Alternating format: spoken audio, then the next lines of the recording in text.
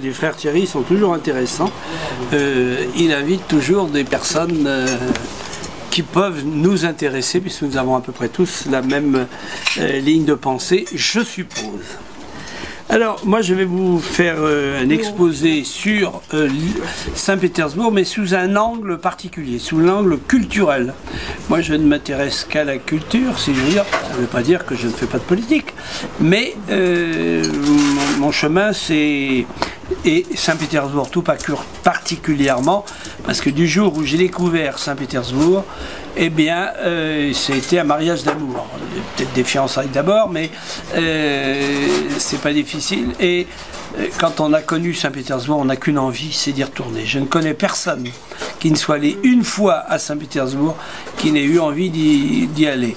Alors, j'organise depuis minimum, ça fait 23 ans que j'y vais, j'organise minimum 1 ou 2 voyages par an, et il y a des gens qui sont venus 4 fois.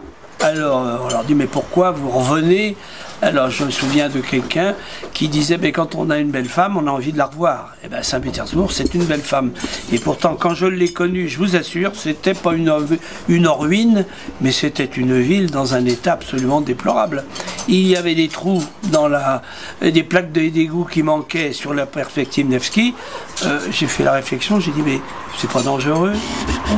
Ils n'ont qu'à se débrouiller. Alors, à l'époque 92, c'était encore la mentalité, tu fais semblant de me payer, je fais semblant de travailler.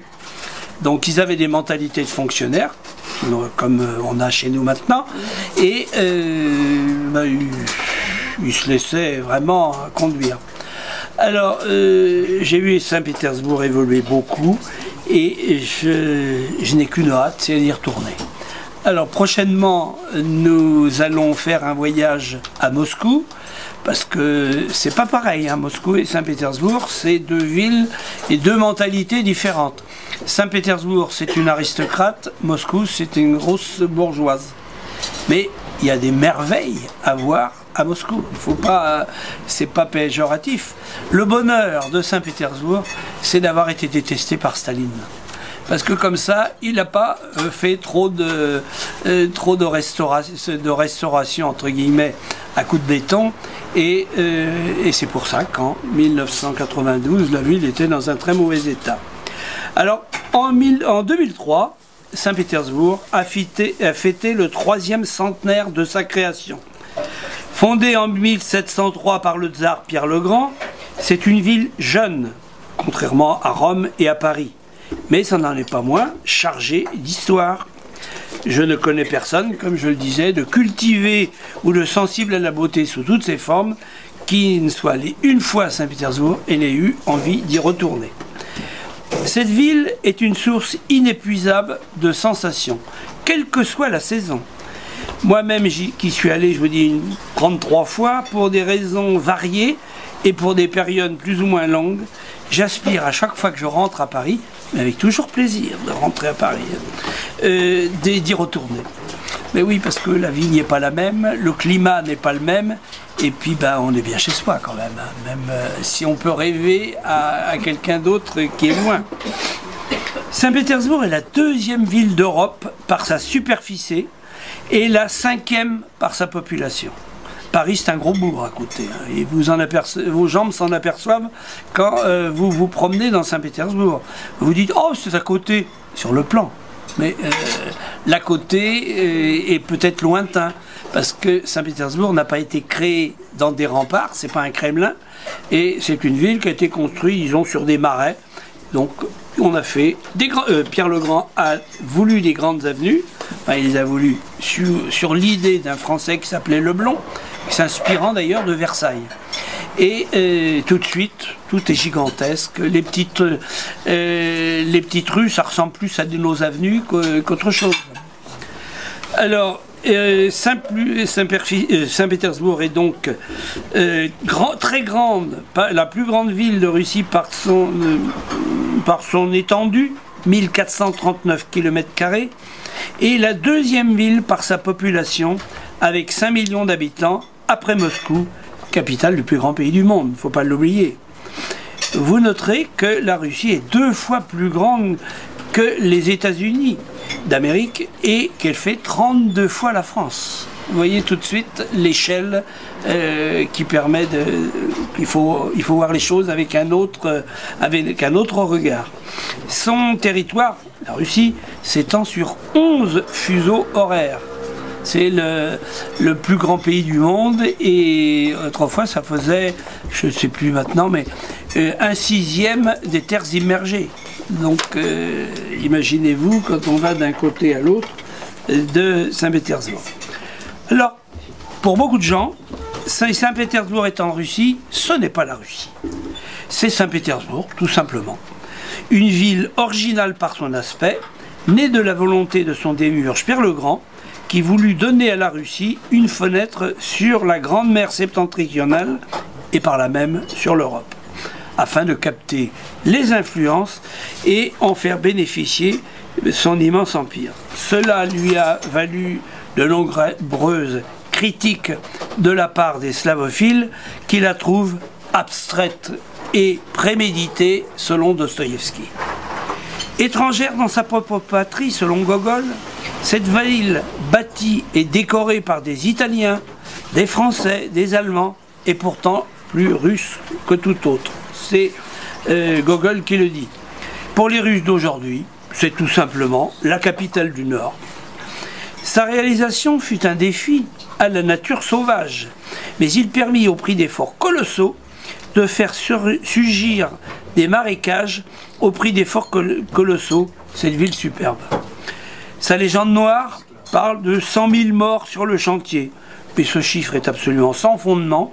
Il a été défini par des étrangers qui sont sans doute venus à Saint-Pétersbourg, mais qui ont tout de suite critiqué Saint-Pétersbourg parce que, comme beaucoup de gens, Saint-Pétersbourg c'était une erreur. On ne faisait pas. Il y avait Moscou, c'était la ville, vraiment la capitale de la Russie, et Saint-Pétersbourg c'était un anachronisme. Et bien l'anachronisme a réussi. Hein. Et alors, mais des historiens qui ont écrit une remarquable biographie qui s'appelle Vladimir Berilovitch et Olga Medvedkova, auteurs d'une précieuse, très précieuse même histoire de Saint-Pétersbourg, disent que ce chiffre est absolument sans fondement et dans le livre, il le démontre. Alors, Saint-Pétersbourg est musique pour les yeux, mélodie pour l'âme, résume Vladimir Troubetskoï, auteur d'un remarquable ouvrage sur Saint-Pétersbourg, mythe littéraire. Ceux qui s'intéressent à l'art, à la littérature, ne peuvent lire qu'avec profit ce livre écrit par le prince-professeur, comme on l'appelle, qui était enseignant à Paris, qui est de la famille Troubetskoï. Ils sont nombreux, hein, les Troubetskoï. Alors, selon l'UNESCO, qui en 1990 a inscrit son centre-ville au patrimoine mondial de l'humanité, avec les domaines impériaux de Pavlovsk, Peterov et Tsarskoye-Selo, qui maintenant d'ailleurs font partie de l'Oblast, disons la super-commune. La ville de Pierre le Grand fait partie des 10 destinations préférées des touristes et des vacanciers, selon l'UNESCO. Par son patrimoine culturel, par ses activités dans ce domaine, Saint-Pétersbourg mérite bien l'appellation de capitale culturelle qui lui est donnée. Siège du pouvoir impérial russe et capitale de l'Empire de 1712 à 1918, Saint-Pétersbourg a conservé de cette époque un ensemble architectural exceptionnel, sans cesse embelli par la volonté des tsars qui lui ont imprégné leur marque et en ont fait une des plus belles villes du monde. C'est la ville des Romanov. Ainsi en résulte son apparence, harmonieuse et splendide, née de la combinaison de la grande variété de ces styles architecturaux répartis de part et d'autre de ces grands boulevards rectilignes, des espaces majestueux, des parcs et des jardins clos ou fermés de grilles magnifiques. On doit aussi sa grandeur à sa position sur la Neva, large ici de 500 mètres, et aux innombrables canaux revêtus de granit gris qui confèrent à lui donner cette beauté tout à fait exceptionnelle qui frappe le visiteur. Une balade en bateau sur les canaux et sur la Neva, c'est absolument extraordinaire, quel que soit le temps. Les bateaux mouches, on pourrait dire, et qui font ça, sont tous recouverts, on peut tous se mettre à l'abri, même quand il pleut ou quand il neige.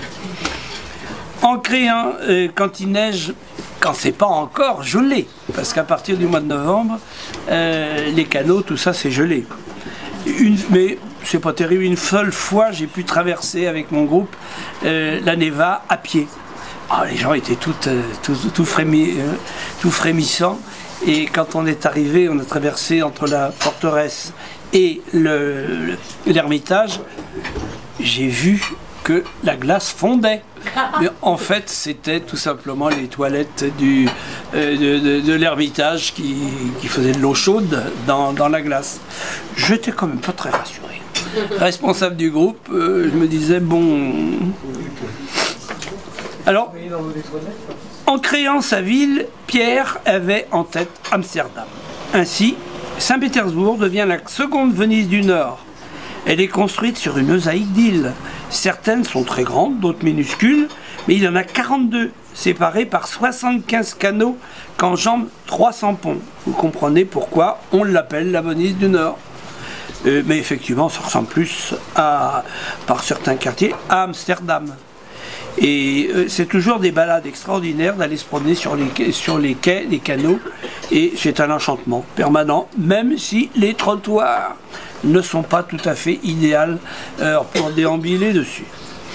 Alors la ville compte aujourd'hui près de 4000 monuments protégés. 4000 monuments protégés.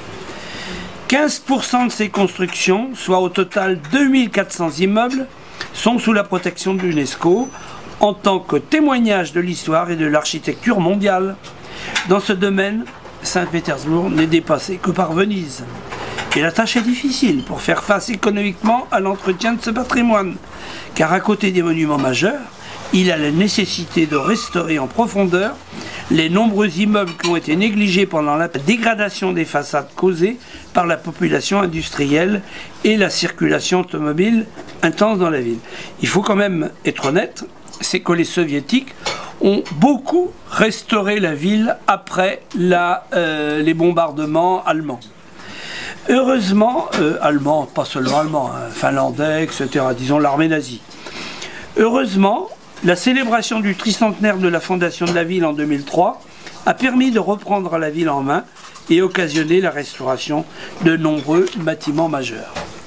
Ce magnifique effort se poursuit de nos jours dans l'ensemble de la cité, avec un zèle tout à fait important de la part des autorités et des habitants, malgré quelques funestes erreurs, de très mauvais goût dus à la vénalité de certaines grosses entreprises et aux soi-disant progressistes qui n'ont pas compris que le centre de Saint-Pétersbourg n'était pas une ville comme les autres et qu'il devait rester inviolable. Nous avons échappé il y a peu de temps à la construction d'une immense tour qui devait être construite à proximité de Smolny, c'est-à-dire tout près de la ville. Mais les Pétersbourgeois ont tellement manifesté qu'ils ont réussi à empêcher le projet qui était pourtant financé par la compagnie des gaz, comment ça s'appelle, Gazprom. Mais ça n'a pas été inutile puisqu'on a fait des fouilles à l'emplacement où devait avoir lieu la tour de Gazprom et on a découvert est-ce qu'on peut dire des bâtiments? Non, des ruines qui dataient du néolithique. Et donc, quand on dit que Saint-Pétersbourg est construit au XVIIIe siècle, il y avait à quelques centaines de mètres de la ville déjà des habitations à cette époque. Alors, les principales tendances de l'architecture des 18e, 19e et 20e siècles sont tous réunies à Saint-Pétersbourg. Ce qui explique pourquoi on qualifie parfois cette ville de musée de plein air. Pour comprendre véritablement cette ville musée, il faut ainsi pouvoir déambuler à pied le long de la perspective Nevski et de certaines de ses rues. c'est tellement beau qu'on n'a pas l'impression de faire des kilomètres. Un jour, nous avions quelqu'un qui ne voulait pas rentrer à pied, c'était loin, etc.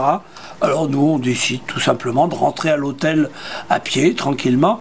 Et on est en train de papoter dans le vestibule, ou dans le hall, comme vous voudrez, de l'hôtel. Et on aperçoit nos gens, hilars, et qui dit, devenez où on venait. Eh bien, ils étaient montés à pied, alors que soi-disant, ils ne pouvaient pas marcher.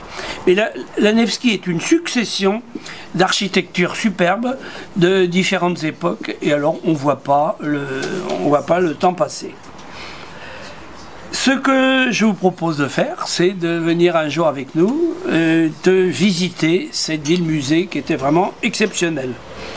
Notre prochain voyage prévu, si Dieu nous prête vie, est prévu pour la fin mai. Alors prenez contact avec moi, parlez-en au frère Thierry ou à Massimo, et puis on pourra toujours y revenir. Et nous vous ferons visiter la ville à pied, ou éventuellement en car, puisqu'un jour on prend toujours un car pour faire les espaces immenses des quartiers différents de la ville, mais aussi par le métro, parce que le métro c'est quand même la solution la plus rapide pour aller d'un endroit à un autre. Il n'a pas la beauté de celui de Moscou, parce que celui de Moscou c'est presque une sorte de palais. D'ailleurs c'était voulu dans cet esprit par Staline. Mais alors ce qui stupéfie les gens, c'est justement de prendre le métro à Moscou. Comme le métro doit passer sous la Neva, eh bien vous avez pour 5 minutes, 4 fois 60 secondes, pour descendre au quai qui est en bas. Pas à pied, en escalator. Ah oui, pas à pied, Dieu merci. Surtout pour la montée. Mais 5 minutes en escalator. Alors, mais il fallait bien passer dessous. Et puis alors Staline l'avait fait aussi avec une petite idée derrière la tête. C'était un abri anti-atomique. Anti-bombardement, pardon. Pas anti-atomique. Et anti-bombardement. Et ceci dit, c'est quand même Nicolas II qui avait prévu de faire ce musée, la Révolution, ce métro, qu'on peut appeler musée. Mais à Saint-Pétersbourg, il y a quelques belles stations, mais je répète, ça ne vaut pas le métro de Moscou. Alors, Saint-Pétersbourg n'est pas seulement un joyau d'urbanisme et d'architecture du passé, c'est aussi une capitale culturelle de premier plan. Elle propose des dizaines de musées. J'ai pas réussi à avoir le chiffre réel, mais il y a des musées partout. Il y a les grands musées, bien entendu, comme l'Ermitage, le musée russe, le palais Menchikov, mais il y a aussi des quantités de musées pour des peintres, des écrivains. Bon, en faire la liste, ce serait trop long. Et il y a toujours quelque chose. Ça n'aura pas coûté cher aux soviétiques, hein. Ils se sont donné la peine de piquer les collections privées et de les installer ou de les réinstaller dans les maisons qui ont été à l'origine les habitations des écrivains. Mais merci de l'avoir fait parce que ça a protégé beaucoup de choses, de documents. Et bon, on y apprend, on peut visiter. Nous, on fait un voyage qui dure une semaine, ça pourrait durer 3 semaines. Vous avez toujours quelque chose à découvrir, surtout si vous vous intéressez à la culture.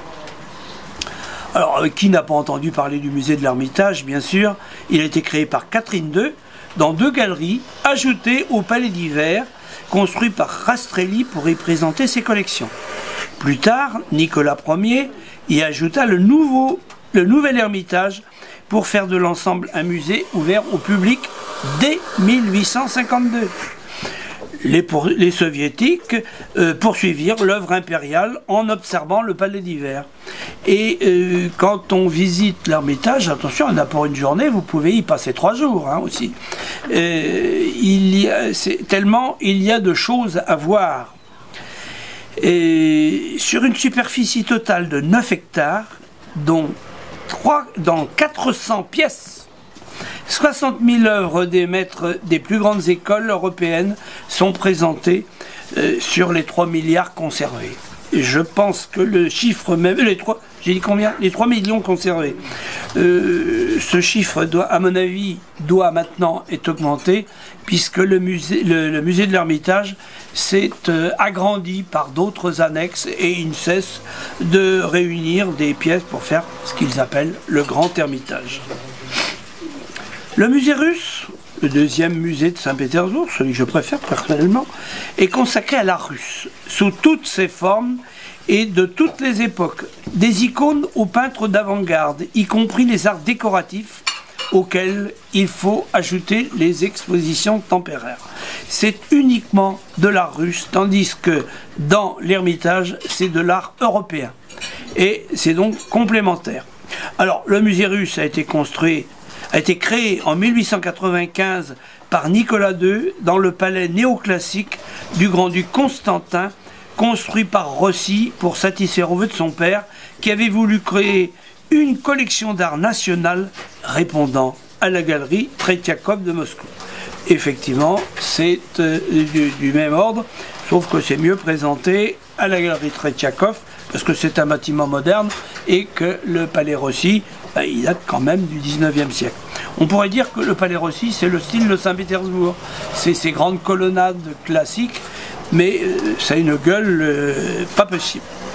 Alors, ceux qui manifestent un intérêt tout particulier envers l'art national russe pourront continuer leur quête en poursuivant la visite par le musée d'anthropologie installé dans une autre aile du palais. Je recommande chaudement cette visite. La première fois que j'ai découvert, il y avait 3 salles. Maintenant, il y en a pour une demi-journée de visite, si vous voulez visiter des costumes, les isbas de tel endroit. Enfin, c'est assez extraordinaire. Également, moins connu que les 2 premiers, sans doute à cause de son implantation sur le quai de l'université dans l'île Vassilievski, le palais Menchikov n'en est pas moins très important pour les amateurs d'art. Construit dès 1610, il est le plus ancien palais de pierre de la cité pétrovienne. Il conserve une importante collection d'œuvres d'art du début du XVIIIe siècle. Autrefois, c'est là que Pierre le Grand, qui avait des goûts grandioses mais assez simples, il vivait, il s'était fait construire son premier palais, est une petite maison où les grands ont du mal à se passer, pourtant il faisait près de 2 mètres au moins. Et alors il vivait là, et puis quand il organisait une fête, ben, il allait chez son copain, le prince Menchikov. Et ce palais a été transformé après la mort de Menchikov, qui était un petit peu, il nous faisait penser, je ne citerai pas de nom, à certains hommes politiques français de notre époque. Il confondait souvent ses intérêts, ses biens et ceux de l'État. Alors Pierre le Grand n'avait pas de raison de s'en priver. Alors seulement voilà, quand Pierre le Grand est mort, il n'a plus de soutien. Et ben, on l'a envoyé se faire des grandes vacances en Sibérie, et le palais a été transformé en école militaire, et il y a eu constamment des transformations, et ce sont les soviétiques qui ont restauré le palais Menchikov dans sa création d'origine, y compris pour des bâtiments qui ont été construits après, qui ont été faits dans le même style. Les Russes sont des grands amateurs d'art, mais ils sont aussi très traditionnalistes en architecture. Bon, ça ne veut pas dire qu'il n'y a pas des horreurs. Hein.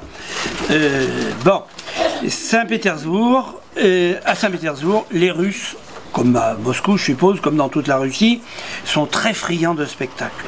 Ils aiment tout autant la danse et le ballet, sous toutes ses formes, l'opéra, la musique et le cinéma. Saint-Pétersbourg compte un très grand nombre de théâtres. Là encore, impossible de les compter. Ça existe certainement, quelqu'un peut le sait. Je n'ai pas eu la curiosité de le savoir. Après tout, quand on aime, on ne compte pas. Le théâtre Michel, qui est l'un des, après le Mariinsky, et qui est un des plus connus, et fait toujours concurrence avec le théâtre, avec le Mariinsky, qui est de réputation mondiale, comme vous le savez.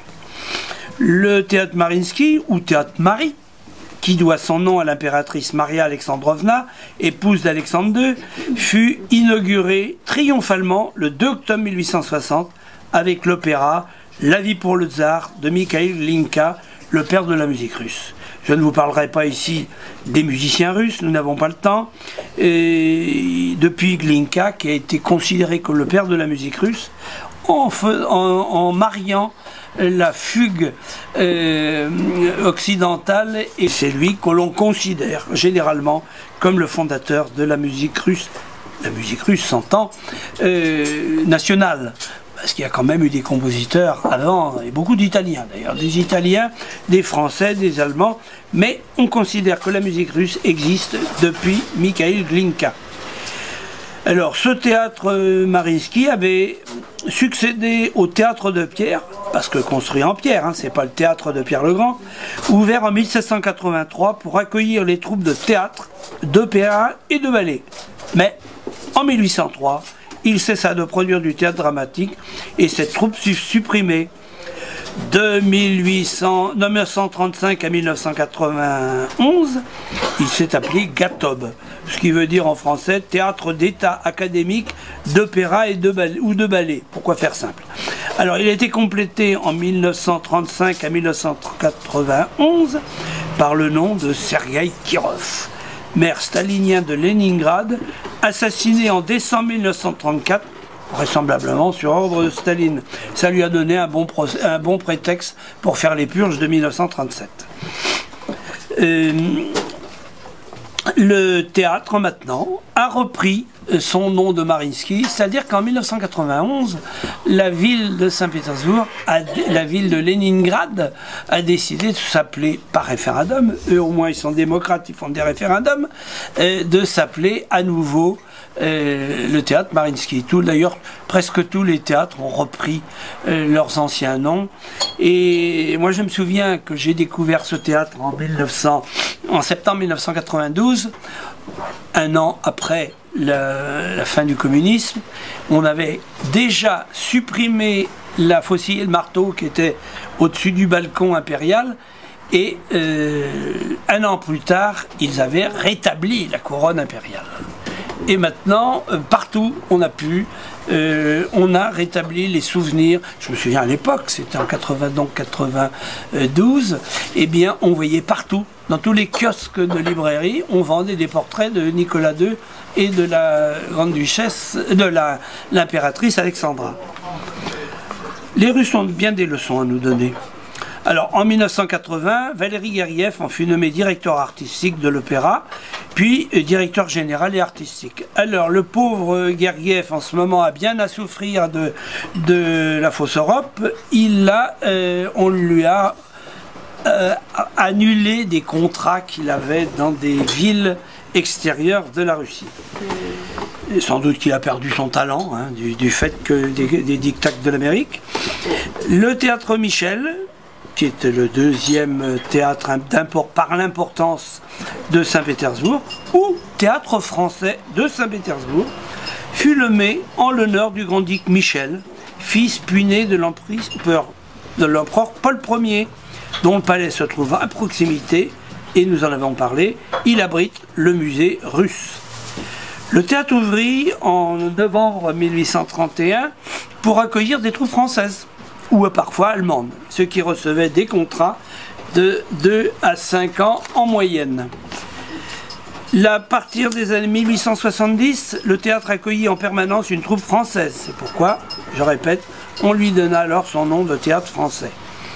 L'un des directeurs les plus célèbres a été Lucien Guitry. Et Sacha Guitry est né là-bas, il a habité pratiquement au théâtre Michel, et il s'appelle Sacha parce que son parrain, c'était l'empereur Alexandre III. Tout simplement.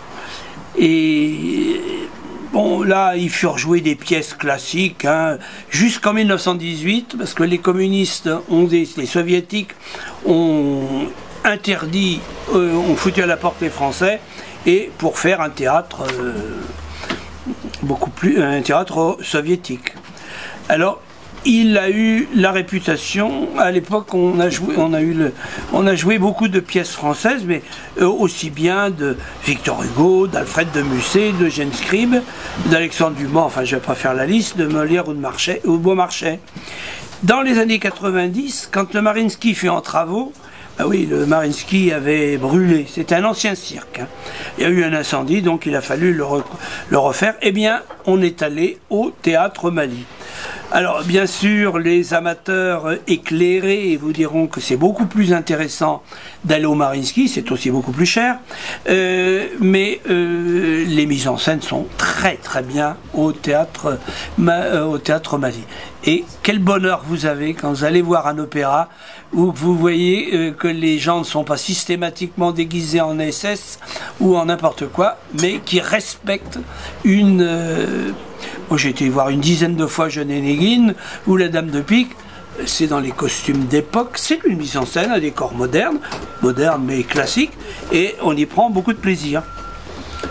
Alors, dans les années 1920-1930, on l'a transformé en salle de concert, et Shostakovich y a créé des œuvres, comme par exemple Lady Macbeth de Szymanski. Et ainsi, il y a eu également la première de Guerre et Paix de Serge Prokofiev en 1946. Alors, de 1989 à 2000 ans, ce théâtre qu'on appelait le Mali Operny fut renommé Théâtre Moussorski. Depuis, il a retrouvé, comme la plupart des rues de Saint-Pétersbourg et les monuments, le nom d'avant la Révolution. Il n'y a pas l'année dernière, le quai Robespierre est redevenu le quai de l'Assomption, je crois. C'est-à-dire que tous les noms bolcheviques, sauf toutes les rues, ont été renommées. Il n'y a que les rues qui ont reçu des noms d'artistes, d'écrivains, de trucs comme ça qui, elles, ont gardé le sens.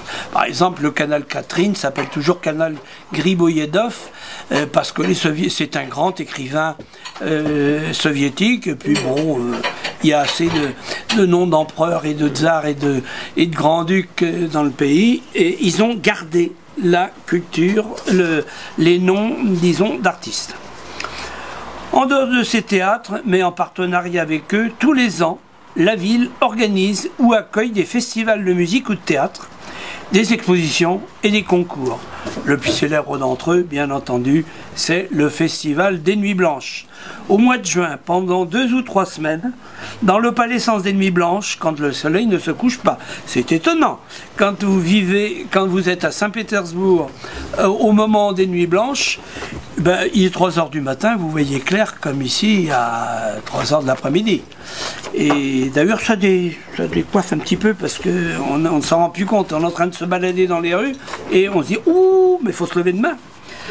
Alors, ce festival est toujours de grande qualité, d'importance, et j'espère que ça l'est toujours maintenant, que le boycott ne va pas jusqu'aux artistes. Et alors, on donne aussi, dans la rue, des représentations musicales et théâtrales exceptionnelles qui sont organisées avec des vedettes internationales qui ont plaisir à venir dans ce lieu réputé pour l'art. Alors, Saint-Pétersbourg a toujours été une capitale pour la musique. Quand Pierre le Grand est venu à créer Saint-Pétersbourg en 1703, il est venu avec son orchestre de Moscou qu'il a installé, et l'orchestre de la cour. Et après, bon, Catherine II a fait venir des artistes italiens. C'était la grande mode où il y avait pratiquement pas de compositeurs russes parce que c'était des Italiens. Et on envoyait les Russes se faire musicaliser en italien, mais les Italiens venaient aussi conquérir. Ça n'empêche que ça a créé la musique russe avec de grands compositeurs. Alors je ne développerai pas le nom de tous ces artistes, il faudrait un certain temps.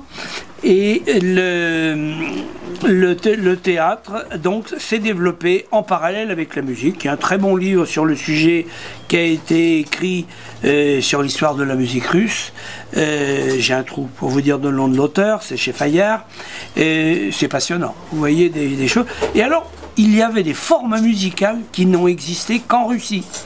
Et on a reconstruit, il n'y a pas longtemps, recréé plutôt, ces orchestres particuliers qui étaient faits avec des cornes. C'est des grands trucs métalliques et chaque appareil si on peut dire, joue une note. Eh bien, je peux vous assurer que c'est absolument exceptionnel. On a créé ça, bien sûr, et vous avez toutes les partitions qui peuvent être jouées de la même façon. Alors, à la fin du XVIIIe siècle, c'est au cours de la première moitié, même du XIXe siècle, la ville a connu un épanouissement culturel, scientifique et technique sans cesse croissant. C'est à Saint-Pétersbourg, au cours du XVIIIe siècle, qu'ont été créées les grandes institutions scientifiques, sous l'impulsion de Pierre le Grand et de Catherine II. Et oui, c'est à Saint-Pétersbourg, donc, qu'on a commencé à construire les universités, les écoles, les académies, etc. Et aujourd'hui, la ville est toujours à côté de Moscou, le plus important centre d'enseignement supérieur et de recherche. À partir des années 1870, le théâtre donc s'est développé, continuant les travaux entrepris par les super tsars, mais enfin disons Pierre le Grand et Catherine II et ceux qui l'ont suivi. Parmi les universités qui ont été créées à cette époque, et qui continuent d'exercer, 43 sont publiques, 22 sont militaires et 50 privés, mais bénéficient de diplômes reconnus par l'État. Les plus réputés sont l'Université de Saint-Pétersbourg, bien entendu, l'Université d'économie et de finance, l'Université polytechnique, l'Académie des beaux-arts, le Conservatoire Rimsky-Korsakov et l'Académie militaire de logistique et de transport. Le Conservatoire Rimsky-Korsakov de Saint-Pétersbourg a fêté en 2012 son 150e anniversaire. Inauguré le 20 septembre 1852 dans la ville qui était alors la capitale de la Russie impériale, il a joué un rôle majeur dans la vie artistique et culturelle internationale, non seulement russe, mais de toute l'Europe, et plus tard, même du monde entier. Je ne peux pas donner la liste des professeurs, c'est une très grande liste qui conviendrait, il y en aurait bien pour un bon moment à passer, mais signalons, parmi les plus célèbres, parmi les élèves, Georges Balanchine, Sergueï Diaghilev, le chef d'orchestre, Diaghilev, le fondateur des ballets russes, le chef d'orchestre Valéry Gergiev, bien entendu, mais aussi les compositeurs Prokofiev, Tchaïkovski, Anton Arensky, Skovsky et Rachmaninov, et tant d'autres qui sont au panthéon de la musique classique universelle. La direction lui a été confiée très rapidement à celui qui lui a donné son nom, Rimsky-Korsakov. Or, Rimsky-Korsakov est un autodidacte total. Et quand il est devenu directeur du conservatoire de Saint-Pétersbourg, qui porte désormais son nom, il n'y connaissait rien à l'enseignement de la musique. Mais il avait composé déjà des tas de chefs-d'œuvre absolument étonnants. Il est considéré comme un des plus grands compositeurs, mais il demandait des conseils à ses élèves, et notamment à l'un d'eux qui s'appelait Tchaïkovski. Alors, vous voyez qu'à l'époque, on n'avait pas besoin de diplôme pour montrer qu'on était un génie. Alors, bien sûr, là encore, on pourrait parler longtemps des musiciens de Saint-Pétersbourg, mais on peut aussi citer, à grands traits, bien sûr, Saint-Pétersbourg. J'en cite une partie dans mon livre. Pas tous, parce qu'il faudrait encore un gros livre pour cette époque-là. Vous pensez qu'en 3 siècles, c'est une kyrielle d'artistes. Les Russes sont des artistes par principe. Saint-Pétersbourg, siège du pouvoir et centre intellectuel de la Russie devant 2 siècles, a attiré les plus grands écrivains russes. En revanche, elle a été une source d'inspiration majeure de leur œuvre. comme je le démontre dans mon livre. Cette ville de fantômes a su en moins de 3 siècles se peupler d'ombres, de figures de légende, écrit Vladimir Troubetskoy. Marcher dans Saint-Pétersbourg, c'est comme le vent du poète, feuilleter la culture russe. Hermann y traque la comtesse Raskolnikov, qui a tué l'usurière, et il erre le long du canal Catherine, l'actuel canal Gabrielov, comme je vous l'ai dit.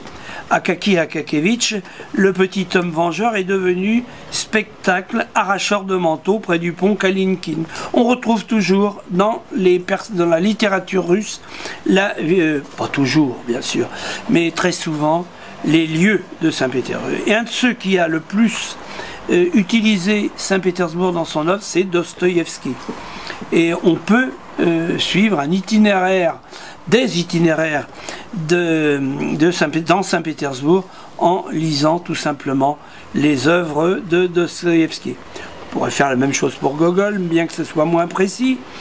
Mais bien sûr, et d'abord, c'est, comment il s'appelle, Pouchkine, qui a été le grand inspiré de Saint-Pétersbourg. Vous avez 2 opéras que, si vous vous intéressez à la culture russe, vous ne pouvez pas ne pas connaître, c'est Eugène Onegin et La Dame de Pique. Eh bien, ces 2 opéras se passent à Saint-Pétersbourg. Le Cavalier de bronze, la première œuvre mondialement connue de Pouchkine, a pour thème Saint-Pétersbourg, Saint-Pétersbourg idéalisé. L'atmosphère fantastique de Saint-Pétersbourg, son irréalité, la folie de ses habitants, sont des thèmes repris dans les nouvelles de Saint-Pétersbourg de Nicolas Gogol, qui passa plusieurs années malheureuses dans la ville et écrivit en 1837 la perspective Nevsky, qu'il présente, qu'il anthropomorphise. Vous connaissez sans doute la culture russe aussi bien, sinon mieux que moi, et on retrouve toujours ces lieux. Aujourd'hui, la ville est à côté de Moscou, je vous l'ai dit, un grand centre culturel. Alors, il y a aussi une chose qui est née à Saint-Pétersbourg, et bien que ce soit une aventure française, disons, on peut dire pétersbourgeoiso-parisienne, ce sont les ballets russes. Les ballets russes ont été créés en 1738 à l'initiative de l'impératrice Anna Ivanovna, qui demanda aux Français, Jean-Baptiste Landais, la formation des élèves du personnel du palais afin de les faire prendre part au spectacle de la cour. Ce fut la première école de ballet russe. En 1862, un autre Français, Marius Petipa, dont vous avez entendu parler, lui donna ses lettres de noblesse en devenant le premier maître de ballet du théâtre impérial. Il laissa 40 ballets, dont la plupart sont au répertoire des théâtres du monde entier encore aujourd'hui. Après lui, la gloire des ballets russes se poursuivit avec Mikhail Fokin et Serge de Diaghilev qui créaient les ballets russes. À Paris, en 9 lorsque survient la Révolution, la dictature communiste aurait pu faire disparaître l'école, mais grâce à la ballerine Agrippina Vaganova, le ballet fut sauvé en devenant une vitrine du régime. Pourquoi il aurait pu le faire disparaître? C'est que la plupart des danseurs, qui très souvent avaient épousé de nobles personnages, étaient même des danseuses, étaient devenues princesses, se sont exilés pour ne pas avoir... D'abord parce qu'il n'y avait plus rien, il n'y avait plus d'argent, et il n'y a que quelques personnes très attachées à leur ville et à la Russie qui ont continué, donc cette Agrippina Vaganova. D'ailleurs, aujourd'hui, l'école de ballet de Saint-Pétersbourg s'appelle l'école Agrippina Vaganova. Il y a un musée, je pense qu'il a dû être restauré depuis quelques années parce que je l'ai voulu le visiter il n'y a pas longtemps pour y faire une exposition. Toutes les vitrines étaient défoncées. On pouvait se servir, comme ça si on avait voulu. Mais maintenant, on ne reconnaissait plus Saint-Pétersbourg. Moi j'ai découvert en 1992, je vous l'ai dit, c'était pas un champ d'Orvine, mais l'était presque. Maintenant, toujours au mois de septembre, on déambulait, j'ai dit, est-ce que c'est possible que c'est la ville que j'ai connue en 1992 ? tout est propre, restauré. Les rues de Saint-Pétersbourg sont drôlement plus propres que les rues de Paris. Il y a toujours des petites dames qui sont là en train de nettoyer. Le résultat, c'est les touristes qui viennent disent « Oh, mais c'est extraordinaire !» Je ne dis pas qu'il n'y a pas des défauts, mais bon, ce qu'on est bien obligé quand on est honnête, c'est de reconnaître l'évolution de cette ville. Alors, l'Académie des Beaux-Arts ne date que de 1757 et elle a été établie dans des bâtiments néoclassiques construits par un Français, Valin de la Motte. Et c'est un très beau bâtiment de style néoclassique qui fait l'honneur de la ville. Mais si Saint-Pétersbourg est bien la capitale culturelle du Nord, Saint-Pétersbourg, c'est aussi, depuis sa création, une des capitales spirituelles de la Russie. Tout de suite, Saint-Pétersbourg fut placé sous le souffle de l'esprit et du surnaturel. Pierre le Grand avait voulu qu'elle fût créée le jour de la Pentecôte, le 16 mai 1703, sur l'île aux Lièvres. L'île aux Lièvres, c'est le nom qu'avaient donné les Finnois, ce qui prouve bien qu'elle était déjà utilisée à cette époque-là. Maintenant, vous voyez un peu partout, il y a des sculptures de lièvres pour rappeler le souvenir légendaire. Pas toujours d'ailleurs d'un grand goût, mais enfin.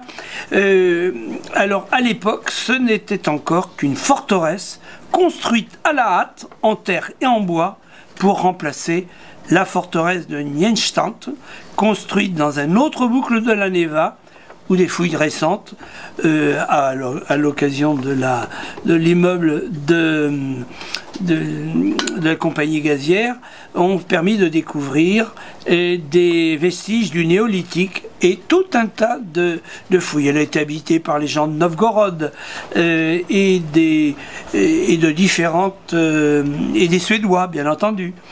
Et Niestland, d'ailleurs, c'est un nom suédois qui occupait la ville. Et les Suédois, quand ils ont été en guerre contre Pierre le Grand, ont mis le feu à la forteresse en bois, parce qu'ils ont dit ça va leur servir pour nous prendre à revers. Ça n'a pas manqué, ça d'ailleurs c'est arrivé, et Pierre le Grand a décidé de construire la forteresse, reconstruire la forteresse là où elle est à l'heure actuelle. Alors là aussi, ce fut miraculeux, entre guillemets, parce que le choix aurait été conseillé par un aigle descendu du ciel. Le 14 mai, Pierre étant à se promener sur les bords de l'estuaire de la Neva, à la recherche d'une île pour y installer sa ville, il se trouvait sur l'île aux Lièvres, proche de la terre ferme, quand il entendit dans l'air un aigle qui planait au-dessus de lui. Alors, histoire, légende, le fait, c'est ce qui a été retenu. Il prit cela pour un signe et décida, en marquant le sol d'une croix, au nom de Jésus, il y aura ici une église qui portera le nom des apôtres Saint-Pierre et Saint-Paul. Et après la lecture d'une prière pour la fondation de la ville, et après l'aspersion de l'eau bénite, il prit une pelle et entreprit de creuser le premier fossé. Alors, l'aigle fondit sur l'île à grand bruit d'ailes et se mit à planer au-dessus d'elle. Dans le fossé, il fit déposer un sarcophage, et après qu'il eut été aspergé d'eau bénite, on y déposa une arche d'or. Pardonnez-moi, c'est le froid de la Neva. On déposa un sarcophage, et après qu'il eut été aspergé d'eau bénite, on y déposa une arche d'or contenant les reliques de l'apôtre Saint-André, le premier appelé, et on le recouvrit d'une dalle. Saint-André est le deuxième saint patron de Saint-Pétersbourg. Pierre donna à la ville le nom de Saint-Pétersbourg. Je devrais dire plutôt à la forteresse, parce que la ville n'était pas encore construite. C'est d'abord une forteresse qui a été faite pour protéger le pays des invasions suédoises, et la ville s'est construite un peu après. Mais c'était des baraquements en bois, hein. Et jusqu'à qu'il décide de faire venir et d'en faire sa capitale. Alors, il avait gardé déjà une forme néerlandaise en l'honneur de son saint patron. Parce que c'est une erreur fréquente de croire que Saint-Pétersbourg tire son nom de celui de son fondateur, alors qu'en fait, est l'honneur celui de l'apôtre Saint-Pierre. Après que la forteresse ait brièvement porté le nom néerlandais de Saint-Pétersbourg, elle a été très vite baptisée Saint-Pétersbourg, consonance allemande. Depuis, elle a changé 3 fois de nom. Lors de l'entrée en guerre de la Première Guerre mondiale, elle est devenue Pétrograd. Et le 18 août 1914, exactement. En 1924, à la mort de Lénine, et à nouveau Saint-Pétersbourg, le 6 septembre 1991. Si vous voulez plus de détails, j'ai donné tout ça dans mon livre. La renomination, il faut dire que tout le monde avait été exaspéré du changement de nom que les Romains expression. Alors, les habitants l'appellent parfois familièrement Pétersbourg ou même Peter. Mais la région continue de s'appeler Leningradsky en souvenir du siège nazi où elle a subi un véritable martyre. Là aussi, je vous renvoie à mon livre où je donne force détails. En tout cas, c'était un événement considérable. Il y a eu 3 millions de morts de faim. Et ce qui est étonnant, je le disais à quelqu'un tout à l'heure, la ville a été presque pas bombardée. Elle était bombardée régulièrement, mais on ne touchait pas aux infrastructures anciennes de la ville. Et alors, il semblerait, d'après des textes récents, que Hitler ne voulait pas détruire la ville. Il voulait la donner aux Finlandais. Ce qu'il voulait, c'était détruire les habitants. Et il voulait qu'ils crèvent de faim. Et il y a des textes, je le publie justement dans mon cahier, des ordres donnés par Hitler. Il fallait faire disparaître les gens qui, après tout, ils travaillaient pour les Finlandais. Les Finlandais travaillaient pour lui, parce que quand on dit que les Allemands attaquaient, faisaient le siège, c'était aussi bien des Finlandais, il y avait même des Espagnols, il y avait des troupes de toute l'armée nazie qui faisaient le siège de Saint-Pétersbourg. Alors il y a, en témoigne, un immense cimetière qui est un peu émouvant, et quand vous avez le bonheur ou la possibilité d'écouter des survivants, et ben, à Paris, c'était vraiment la fête à côté. Les gens mouraient dans la rue, tout simplement. Ils n'avaient plus de quoi manger. Il y avait eu des cas quand on mange les gens de cannibalisme. Ça a été effroyable. Alors c'est pour ça qu'on peut comprendre que les Pétersbourgeois gardent le nom de Lénine au siège, enfin le nom du siège. Hein. C'est pas le nom de Lénine parce qu'il n'y a pas beaucoup. J'y dois rester 4 sculptures de Lénine dans Saint-Pétersbourg. Et il n'y a pas longtemps, il y en avait une. Elle a eu un problème. Elle a une roquette qui l'a traversée à la hauteur des fesses. Et devant la gare de Smolensk, vous voyez Lénine avec un gros trou comme ça, un gros trou de balle, pas de balle, mais de roquette. Et ils peuvent pas, c'est difficile, il y a encore des survivants de l'époque, supprimer complètement Lénine. Comme il y a une chose qu'on ne comprend pas, c'est que ils apprécient encore Staline. Mais c'est les petits jeunes. Nous, après tout, on apprécie bien Napoléon. Alors c'est un peu le même jus. Et comment dirais-je, ils gardent l'image de l'homme extraordinaire qui a sauvé, qui a donné une grandeur à la Russie. Mais croyez-moi, c'est les jeunes, ça passe. Encore que, c'est quelquefois eux qui se souviennent simplement de l'image du grand homme qui a protégé leur pays. N'oubliez pas qu'en 1953, quand il est mort, les gens étaient perdus. Ils disaient, mais qu'est-ce qu'on va faire sans le petit père? Et on voit les films qui ont été pris à cette époque. Bon. Mais ne jugeons pas, nous ne serons pas jugés. Donc, En construisant Saint-Pétersbourg, Pierre voulut qu'elle fût le siège d'un grand monastère, comme les deux précédentes capitales de la Russie, Kiev et Moscou. D'ailleurs, à propos de Moscou, dans notre voyage du mois de février, nous vous inviterons à visiter la Laure de Saint-Serge, qui est à quoi, 75 km de Moscou. 75. C'était étonnant, hein. Vous pouvez pas vous voir ça.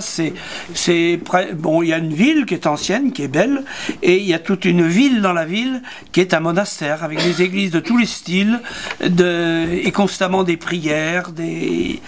C'est étonnant. C'est étonnant. C'est pas lourd. Hein. Il y a plus de foi qu'à Lourdes. Il y a peut-être autant de touristes, mais bon, je sais pas, je m'en suis pas aperçu.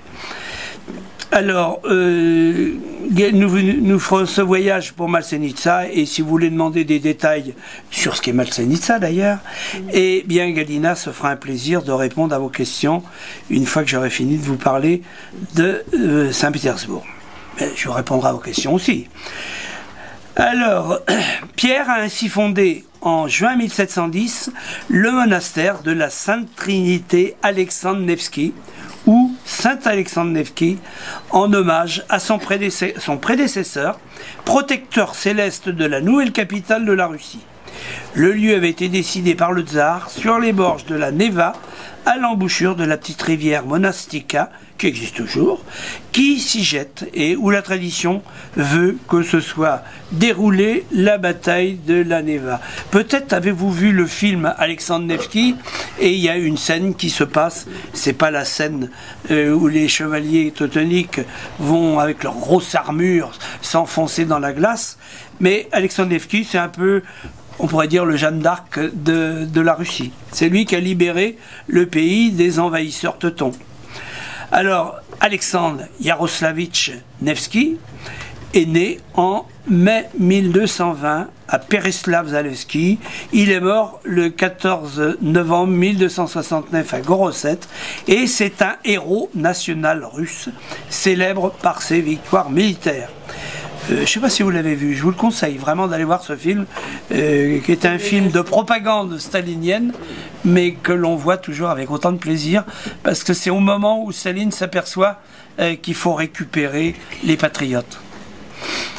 Alors, Saint-Alexis est connu chez nous, il a donné son nom à de nombreuses églises, et vous avez à Paris la cathédrale de la rue d'Aru, qui s'appelle Saint-Alexandre Nevski. Son nom est fêté le 23 novembre, et le 30 août, date de la translation de ses reliques à Saint-Pétersbourg. À la suite d'une visite de reconnaissance des lieux, Pierre avait décidé de la création d'une première église en bois, entourée de cellules monastiques.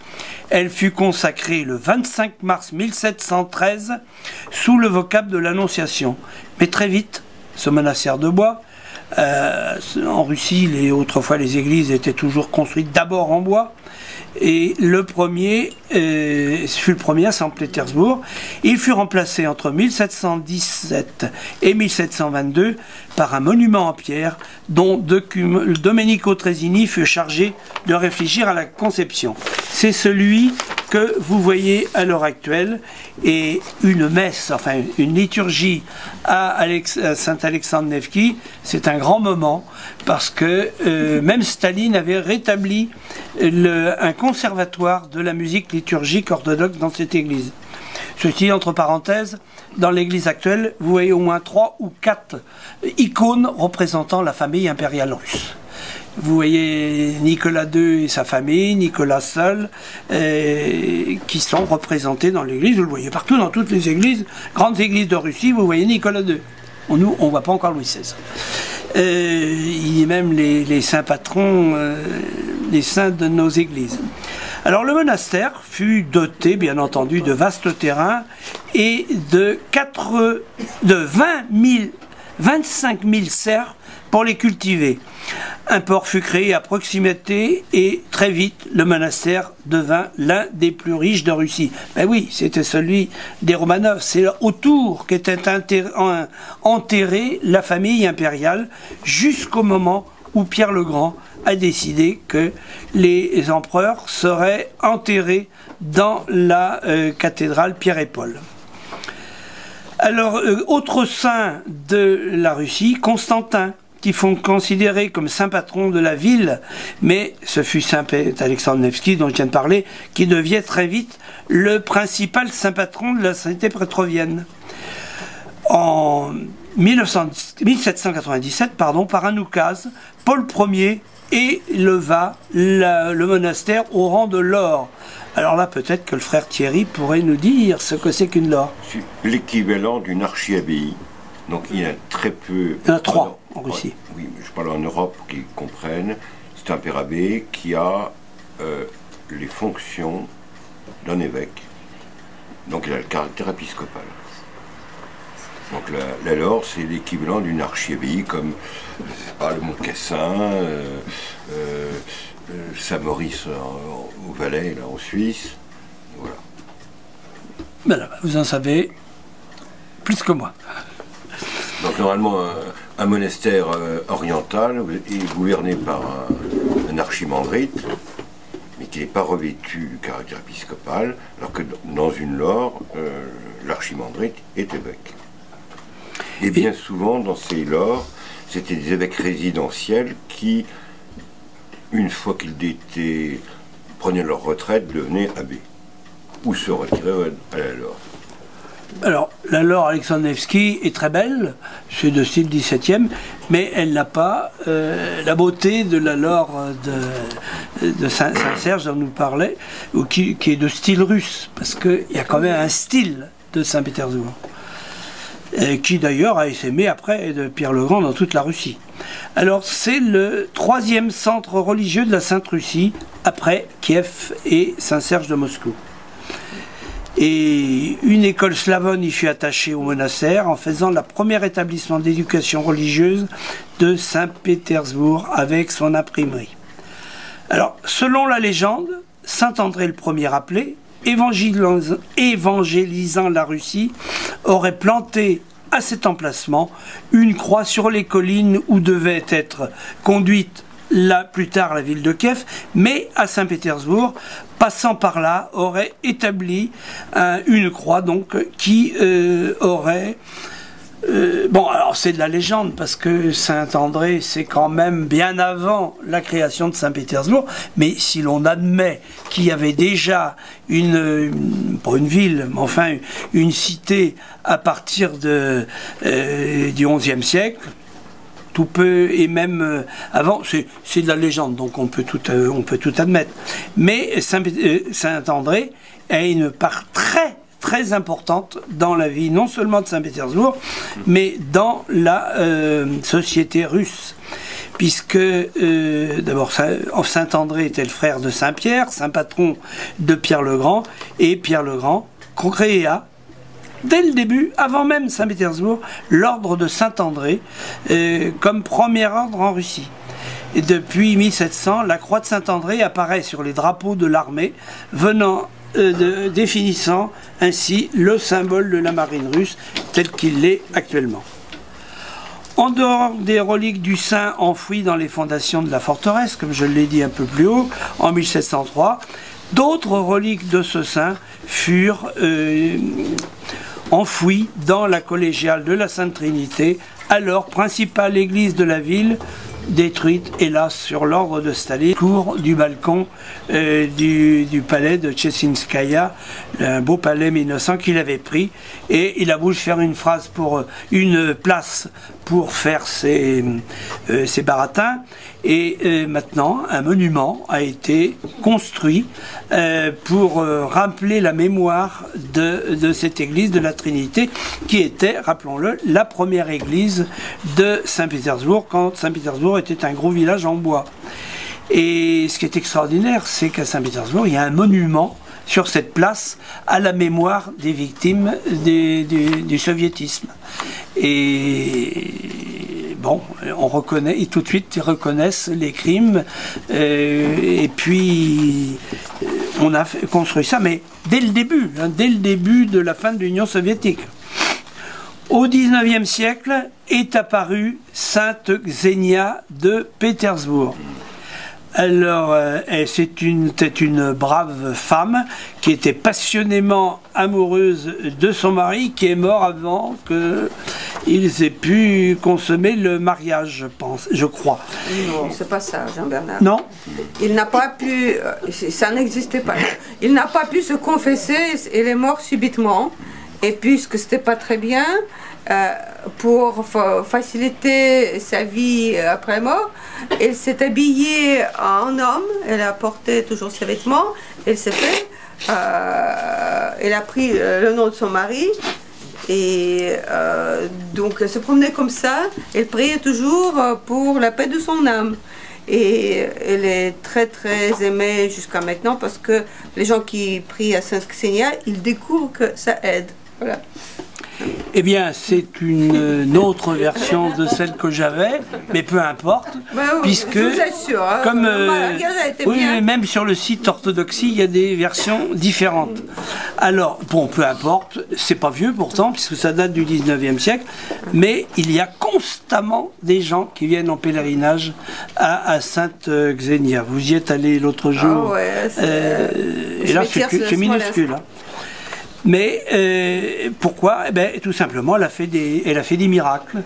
Et un jour, Alexandre III avait été grièvement blessé dans un attentat et il attribue sa guérison à Sainte Xenia qu'il avait prié.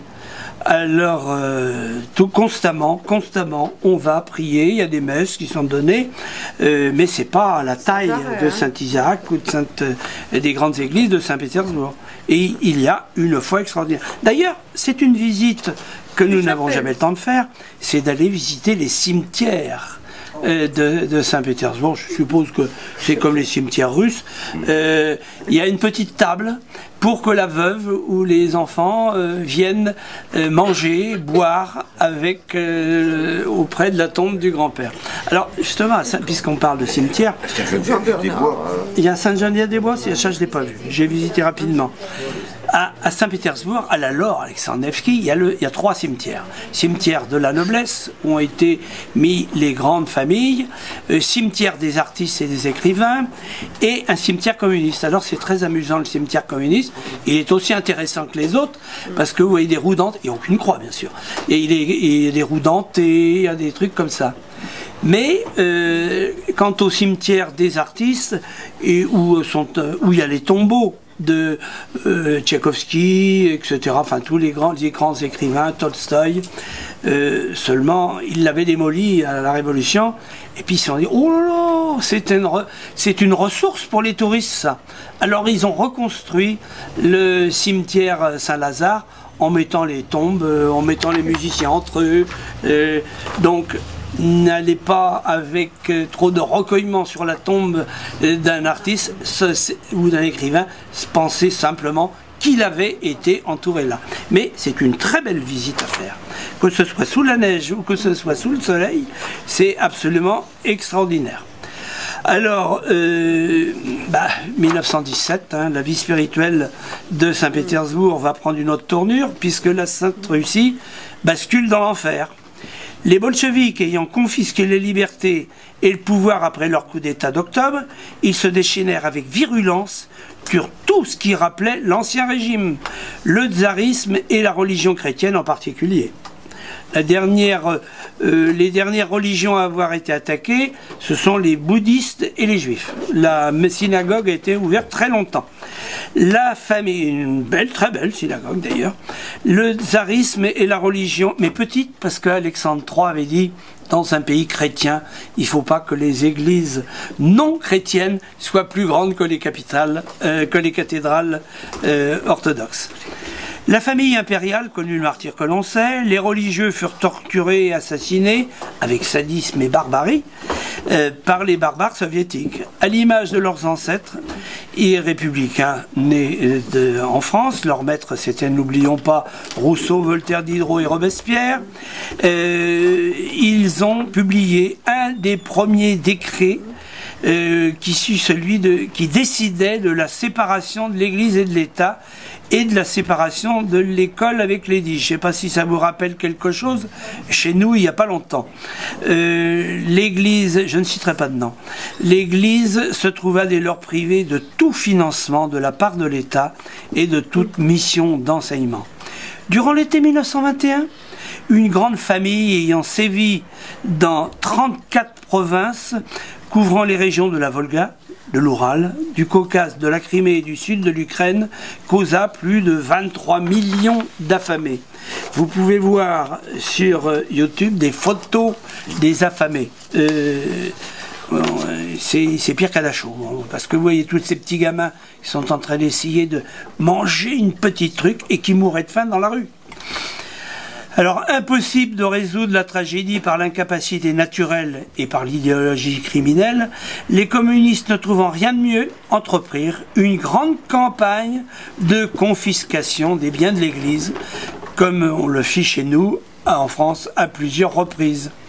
Lénine justifia ce vol dans une lettre du 12 mars 1922, dans lequel il écrivait « Nous devons, de façon radicale et rapide, confisquer les biens de l'Église afin de nous assurer un fonds de plusieurs centaines de millions de roubles or, aucune activité de l'État, aucune industrialisation, sans cela ne serait concevable. » Mais rien ne fut prévu par l'État communiste pour venir en aide aux malheureux.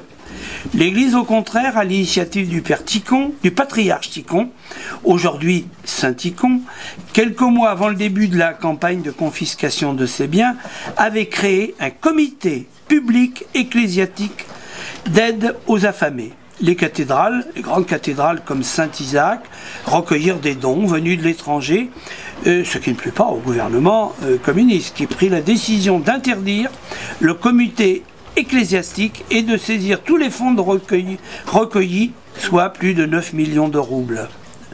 Il est vrai et le rouble n'avait pas la même valeur que maintenant. Il est vrai que le comité des chrétiens avait agi en infraction avec la loi soviétique qui interdisait toute activité missionnaire de bienfaisance ou de pacification. Pendant quelques années, la dictature communiste eut une politique très relativement conciliante envers la pratique privée, tout en volant par confiscation, en détruisant ou en démantelant tous les biens de l'Église. Mais en 1924, avec la prise du pouvoir par Staline, elle se déchaîna contre toute forme de vie spirituelle. Le peuple terrorisé dut assister silencieusement à la destruction de ses icônes et de multiples destructions de biens d'édifices religieux. Ceci dit, les soviétiques n'ont pas détruit les belles églises du XVIIIe siècle. Ils ont détruit les églises néo-gothiques, quelque chose. C'est pour ça qu'on voit, à part quelques éléments, toutes les églises du XVIIIe siècle qui sont debout. Est-il nécessaire de rappeler que Lénine avait posé sa politique criminelle non seulement sur les pensées de Marx, mais sur les travaux des penseurs français du XVIIIe siècle? Je ne le pense pas.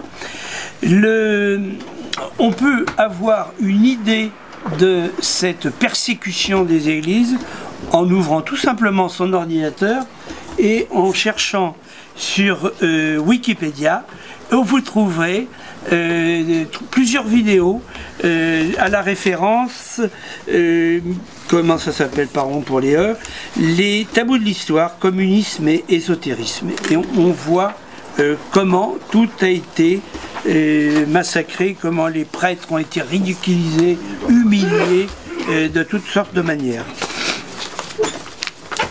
Alors pour faire ces petites magouilles, le régime soviétique avait institué la Ligue des militants athées.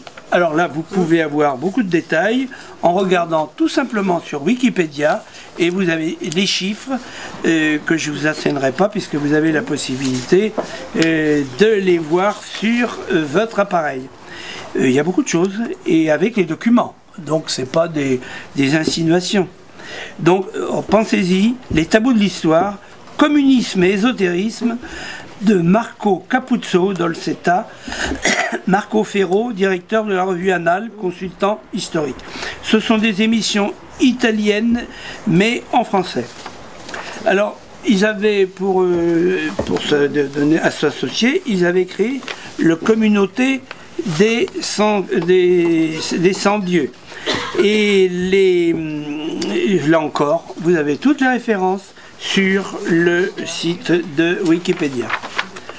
Alors bien sûr, le responsable, c'était un nommé Lemelin Mikhailovitch Yaroslavski, qui était né Minaïn Israilovitch Goulbemian.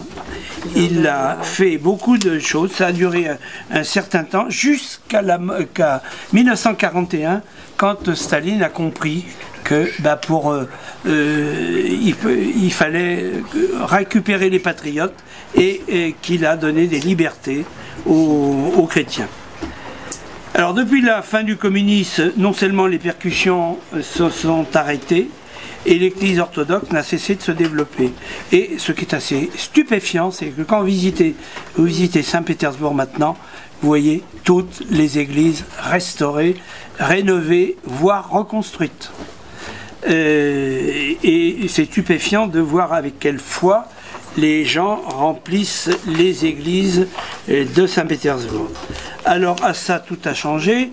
On a pris aussi une autre vision de la famille impériale et jusqu'à ce que Nicolas II et sa famille soient considérés comme des saints, et on considère Nicolas, et vous le voyez sur des icônes avec des... Par l'église russe hors frontières, et après par l'église patriarcale russe. Ah, c'est un mot. Alors toutes les églises ont été rendues au culte à Saint-Pétersbourg, sauf 4. Les 4 cathédrales, on appelle ça le musée des cathédrales. Je ne sais pas si vous étiez il y en avait parmi vous. Nous avions reçu une des conservatrices de ces musées. Mais moi j'ai vu Saint-Isaac, Notre-Dame de Kazan, qui avait été transformée en musée de l'athéisme. Donc tout avait été démoli, et maintenant tout a été restauré tel que c'était avant. Et pour bien montrer que c'est comme c'était avant, ils ont mis les photos de l'iconostase, etc. Et c'est stupéfiant, et ça a été fait par des dons. Les gens, alors moi j'ai vu au début, ils ont fait ceux qui allaient supporter l'iconostase en bois. Et petit à petit, suivant les dons, ils rajoutaient une colonne, un chapiteau, une icône, et maintenant c'est absolument terminé. Et c'est somptueux, avec une des plus belles liturgies que vous pouvez écouter, et Notre-Dame de Kazan est tout à fait réputée pour ses chœurs. Tandis que Saint-Isaac, ma foi, maintenant, il y a petit à petit la restauration du culte dans cette église qui ressemble plutôt à des grands bains romains qu'à une église vraiment... bon, on ne peut pas dire que ça inspire tellement la foi. C'est somptueux. Mais quand même, maintenant, on est heureux, les Russes sont heureux de reprendre tous leurs anciens du culte, sauf, je vous dis, les 4 cathédrales restées... Alors, c'est le 14 août 2000 que le tsar martyr et sa famille ont été canonisés par l'Église orthodoxe de Russie, c'est comme vous disiez, qui l'a inscrit au martyrologe de l'Église orthodoxe, et Saint Tsar Nicolas, tel est son nom, est vénéré le 17 juillet. Je ne me souviens plus de la date, mais la famille impériale et les martyrs qui les accompagnaient à Ekaterinbourg ont été réinstallés officiellement dans la cathédrale Pierre et Paul, où on a construit spécialement une chapelle, parce que comme Nicolas avait abdiqué, il n'est pas enterré avec les autres, mais juste à côté. Et quand vous visitez la forteresse Pierre et Paul, vous avez toujours une longue queue de gens qui viennent rendre hommage au tsar, et qui très souvent mettre une fleur, un bouquet, etc.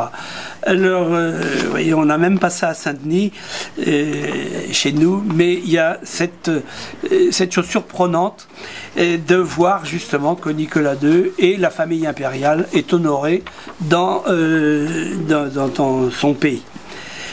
Autre chose qui est amusante à Saint-Pétersbourg, à la forteresse Pierre et Paul, il y a un carillon et qui à midi sonne l'hymne impérial de la Russie. Et il paraît que le carillon n'a jamais été capable de jouer l'hymne soviétique. Est-ce que c'est un miracle? Est-ce que je ne sais pas? Mais en tout cas, vous avez ça. Et encore une vieille survivance à la forteresse Pierre et Paul. À midi, il y a un coup de canon. C'était Nicolas Ier qui a organisé ça, qui à midi précise donne l'heure à tous les Pétersbourgeois qui sont de l'autre côté. Alors, il y aurait encore beaucoup de choses à dire sur Saint-Pétersbourg.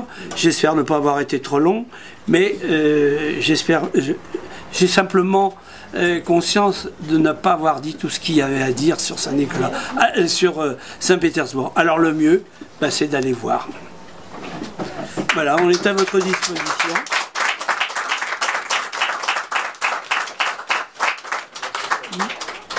Je vais passer la parole 2 minutes à Galina pour vous expliquer ce qu'est Maslenitsa, qui se fête bien entendu à Saint-Pétersbourg. À vous Galina. Voilà, je pense que déjà les gens sont très fatigués. Déjà bravo d'avoir écouté tant d'informations. Donc je ne vais pas vous charger dites ce que vous avez à dire de l'information sur Moscou. Donc qu'est-ce que je veux dire? Déjà c'est moins sérieux et c'est plus varié.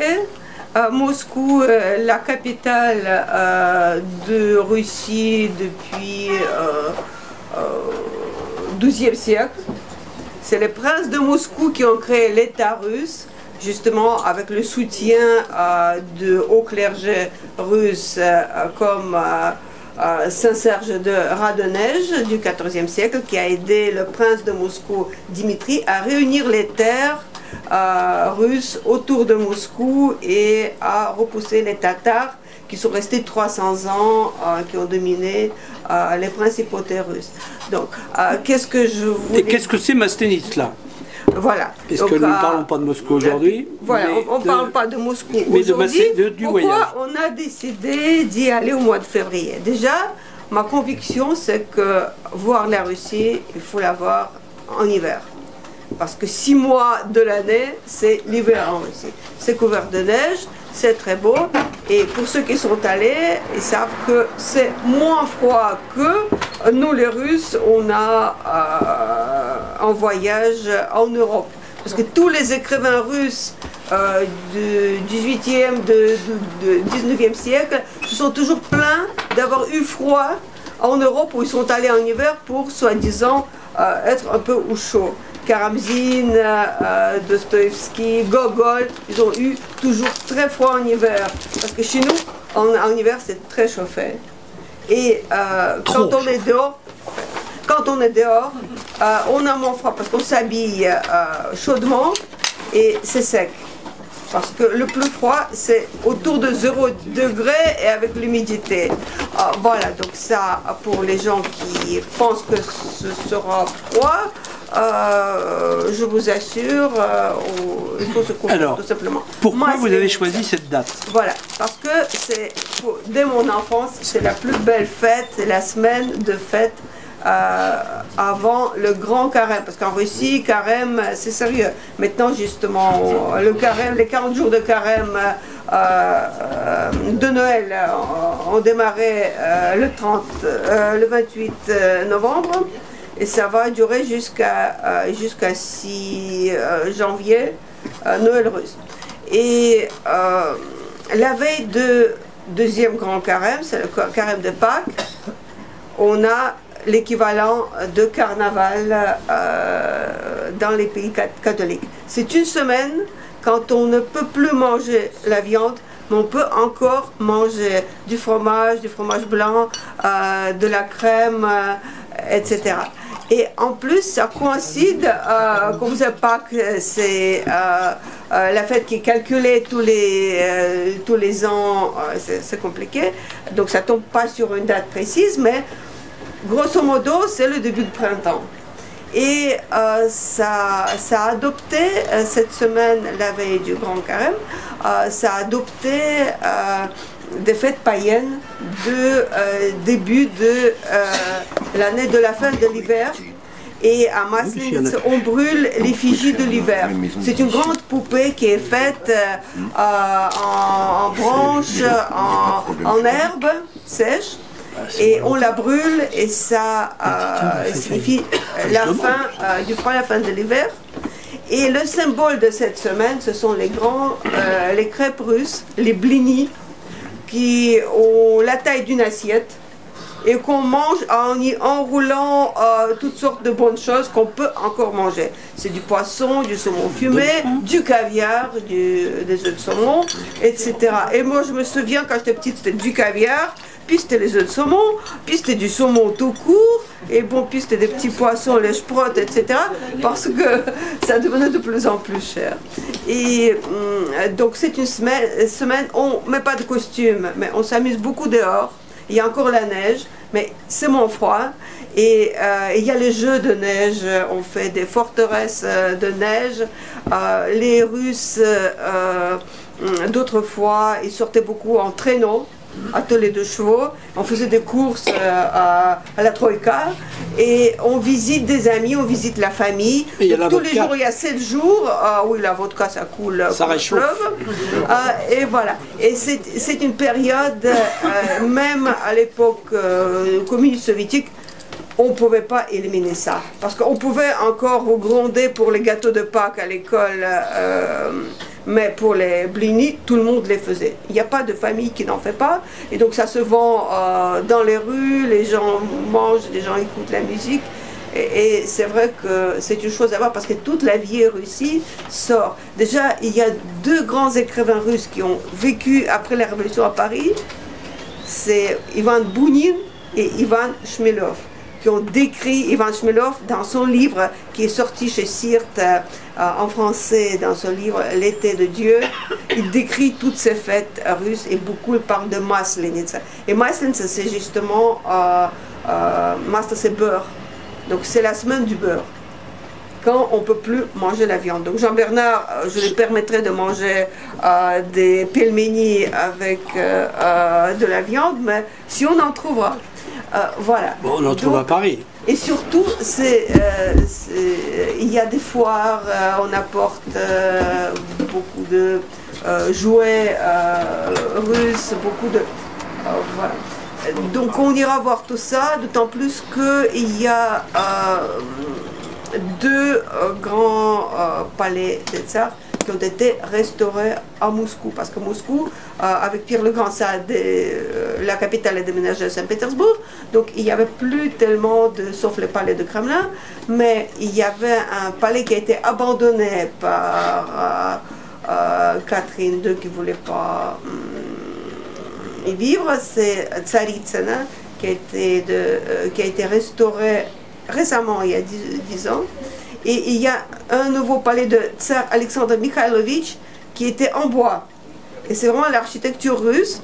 Et quand elle est devenue vieux, déjà sous Catherine II, elle a été démontée. Elle a été défaite parce que les isbas russes, les maisons russes, ils se vendaient comme des Legos. Déjà, donc ça se faisait. Puis on mettait les numéros, on défaisait, c'était un tas de bois. Et puis on le refaisait. Donc ça a été détruit, mais on a pris les mesures. Et donc ça vient d'être fait, je n'ai pas encore visité, j'y vais maintenant au mois de décembre pour superviser nos itinéraires. Et c'est la première fois que j'y irai, c'est l'année dernière que ce palais